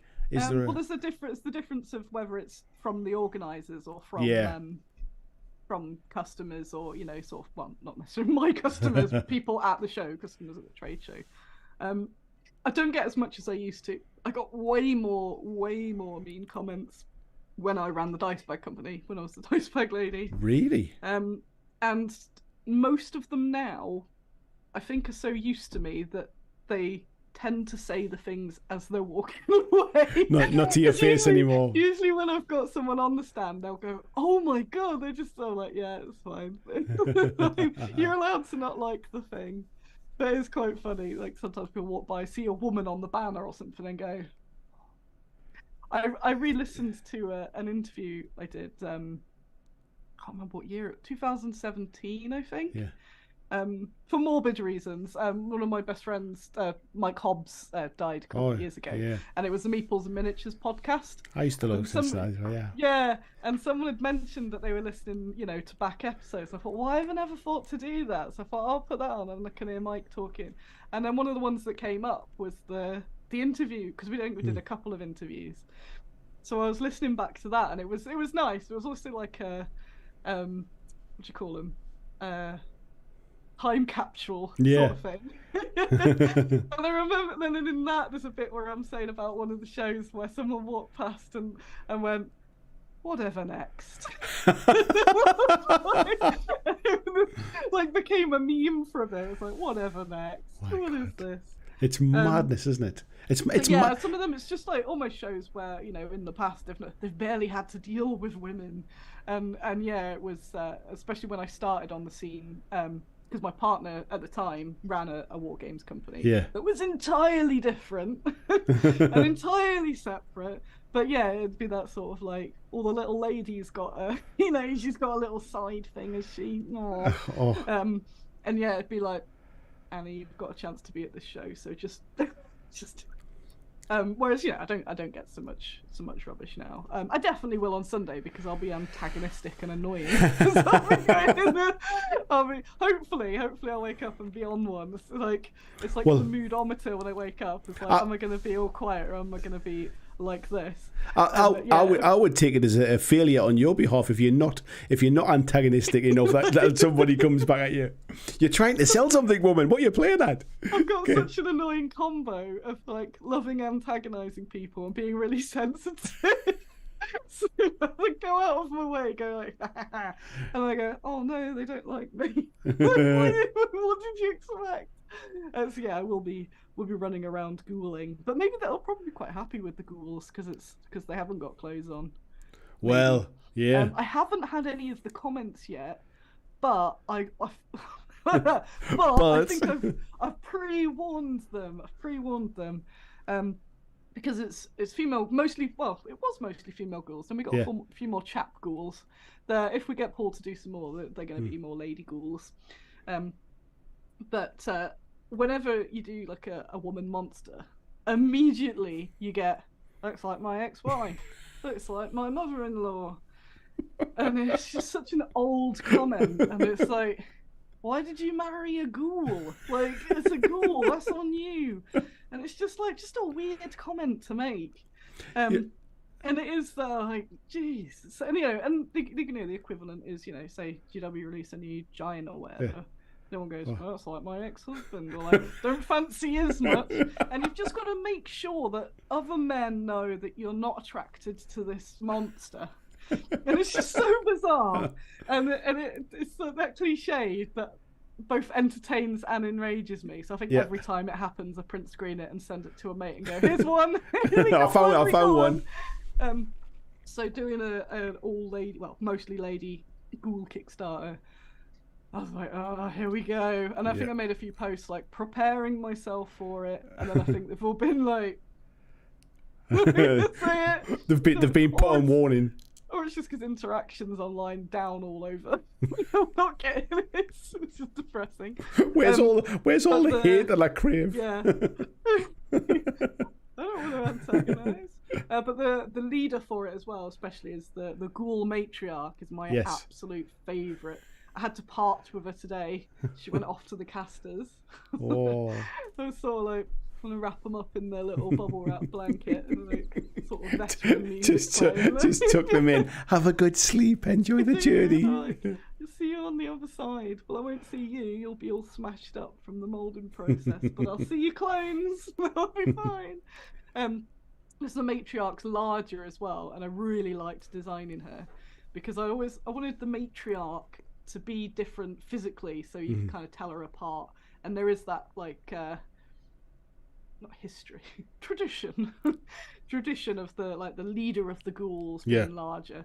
And I like it. There's lots of different ghoul lore, and in my ghoul lore, it's like the matriarch's there and it's terrifying, and the leader of all, so gets first dibs on everything. And I wanted Paul to do a different body type as well, because they are, most of what we've got are all very lean. Yeah. And again, I was thinking, how many ex-wives is this going to be? Yeah. So I really want to make sure that she's badass and not comedy, because you get them where people go, oh look, we've done a larger character. She's called Big Bertha, and it's a comedy. Like those terrible old, what was it, orc cheerleaders or something? Yeah. Not the current ones. They're really nice, the old ones. Yeah. And it's that sort of comedy thing. I'm like, oh, but nobody said it yet. But I think I've been like. people I'm calling for it now because they're all going to comment on it. I was waiting for someone to go, is that a self-portrait? I'm like, come on, oh, let me down. I've got my response all written out to hold up, and you haven't come for me. I've done it before. I'm like, come on, and it's like, oh, a comment. That looks really nice. I'm like, oh yeah, that's good. That's what I wanted. Yeah. So yeah, if you haven't had a proper look, have a look through the Kickstarter. The Ghoul matriarch is the best. Yes. And she's going to be. It's another weird thing about Kickstarters that people will put, it's this price now, but the RRP will be this. Look at the saving, and I never know entirely what the RRP is going to be. Yeah. Because I get an estimate from the caster, because they're based on similar models of that size, or sometimes if they get master molded during the campaign. So everything apart from the matriarch's been master molded, because that's how I managed to get it painted. So we'll have a weight of it at least. So we have like a vague idea, but it's not till the production mold is made that we know the price. So I don't know what the RRP is. So I can have like a bit of a guess. So for a Kickstarter, I'll have a bit of a guess and then usually lower it or be spot on, because I'm ace at guessing how much a model's going to cost now. Then sorting the price for the caster, I'll be like 1, 2, 3, say it, and then they'll say like 3 times the number I said, and went, oh, okay. So I don't do that because I don't know what the RRP is. So I don't want to say this thing's £8, but it'd be £10 at RRP, and then I get the cost and think, actually, I can do that for £8. Yeah. I lied effectively. So I put everything at the sort of price that I reckon, and then the bundles is where the joy is at. Yeah. So nothing's over what it would be. I think it's happened once. I can't remember what model it was, where I got to the pledge manager and went, I'm going to price that less, actually. Let's go. Have a little couple quid refund. But yeah, it's usually that I've guessed lower or the same as what it'll be. And then what the deals are is the bigger the bundle, the more the saving, because it's like, come on, let's shift these minis, come on. Just what I do at shows where it's like people go, do you not do like 10% off? I'm like, no, but buy 5 get a 6-pack free. So just trying to get the volume that's the way into people. But with the Ghoul matriarch, I had to price her while she was still being sculpted. I knew that it'd be a lower sort of thing, and if you look at the detail, she's a lot more expensive than your average Ghoul to be to be sculpted. I was like that paying. Ouch! Like I was paying physically and not PayPaling. You were literally counting out the noise, like, oh god. Although worth it, 'cause she's my dream Ghoul. That was part of my dart. I was like, I just want ghouls. And that's it. Other people get the ghouls, and I can have more ghouls. For my ghoul collection, which I need to sort out. Only Andy's really seen it, and he's only seen a few of them. You definitely need to see some pictures of the collection. I know, and I was going to get them all sorted for so I could prove my ghoulness. But a while ago, I took them all off because they're all painted as well, but they're not all painted now. But I took them all off there. Because I had them all sort of multi-based and stuff to put them all onto rounds, but I got halfway through it and then I think I moved house and I've just kind of been in a box. But I don't know where I was going with that. Ghouls. But yeah, like the matriarch is gonna be more than £14. Yeah. So that's why I could go, oh no, don't take advantage of that. That would be wild. So yeah, if you definitely want that Ghoul matriarch, now's the time to get it. But it's like, I don't know how much more. Yeah. Once I get to the cost, That's then I'll it. work out the proper prices. I don't just kind of go, that much. But yeah, generally things will be more afterwards. Sometimes they're not available as well. Like nobody knows this yet, but exclusive. Oh, also when I was listening back to that 2017 interview, I did it all the way through, and listening to myself back, because I don't tend to do it now. I'll do the interview or something, and then I won't listen back. Listening back to it, because I am aware that this, like, you know, when you notice your own speech patterns and stuff. And back then it was way worse, because it was back when I was really, really nervous, and it was I was like, I was a cringe of it. But I think about 4 times throughout the show I was like, maybe I won't tell you. I'm like, also, because I'd never heard to that one, listened back to that one, after I go, the guys on the podcast are all like, wow, that was something. I was like, oh, you cheeky buggers. 6 years later, I'll react to that.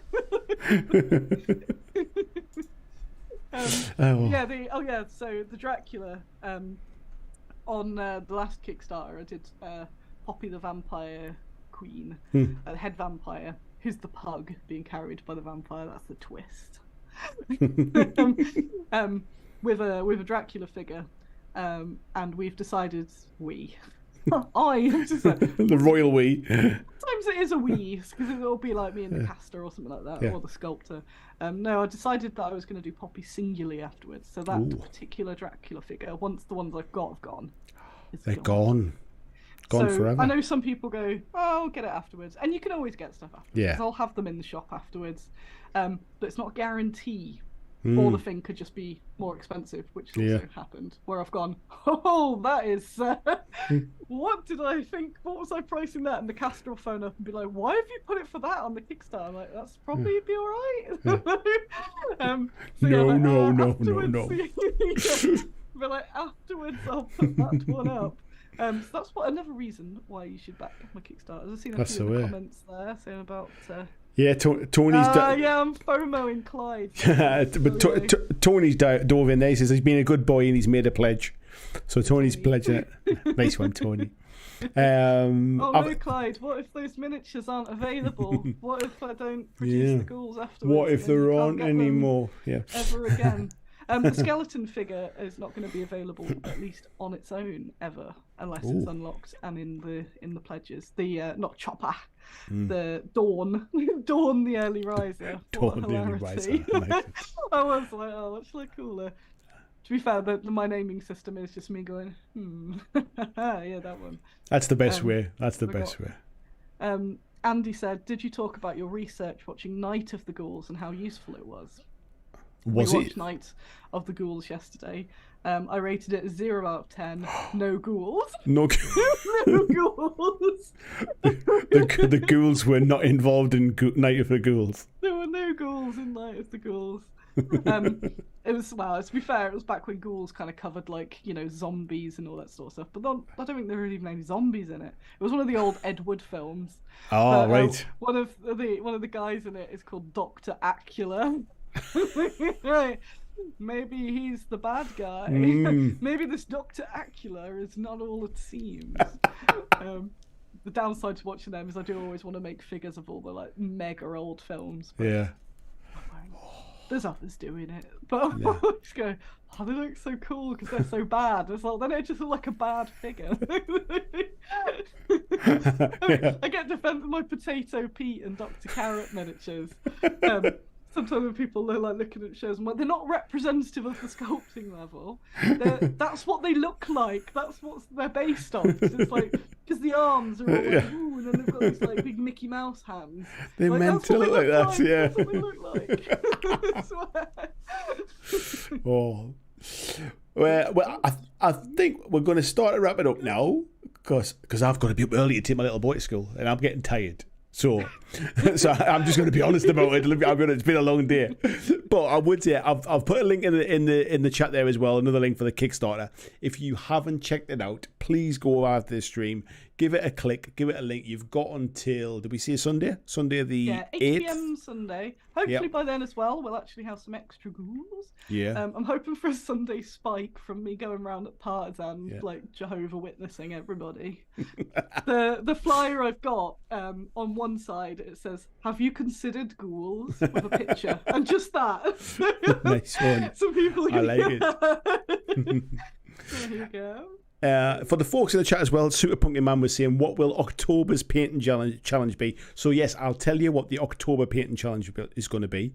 The theme for October, it's not going to be Halloween. That seems a little bit too obvious on the nose. So the theme for October is going to be the hunt for Red October. So we're going to say Red October. So you just need to have something red in your paint scheme. You can paint whatever you want this month, but there needs to be some red in it. So there you go. I told you it would be an easy one this month. So yeah, we're having a Red October for this one. I'll pop something in the Facebook and Discord and stuff like that about when we're going to do the community painting challenge stuff from this month, when we're going to put that in the stream, because I'm not here next Monday, folks. There's no live stream next Monday because I don't my flight doesn't get me back into the UK till 11 o'clock at night, so I'm not even here to do the stream. So we'll try and get an extra stream in during the week and make up for that one. But yeah, you can make a start on your October challenge now with Red October. So Annie, thank you so much for joining me again tonight. Thanks for having me on again. Always a pleasure, and I'm no doubt we'll do it again soon. And the best of luck as well with the last few days of the Kickstarter this week. Ooh, yeah, I'm full of ghoul fever now. Ghoul fever, that's it. Ghoul fever. I'm wide awake as well. I'm normally well asleep by now, so I'll end up chatting to Andy after this and confronting him about that thing that I witnessed in the show. Who will forever haunt me. But yeah, thanks for having me on. You're welcome. Talking ghouls and whatever. Anytime. So, thanks for watching, folks. Take care. Don't forget, if you haven't watched last week's This Week in Wargaming video, please go and check it out. There'll be another one this Friday as well. And other than that, I'll see you when I'm back in a few days' time after I've been away. So yeah, take care, folks. I'll see you then.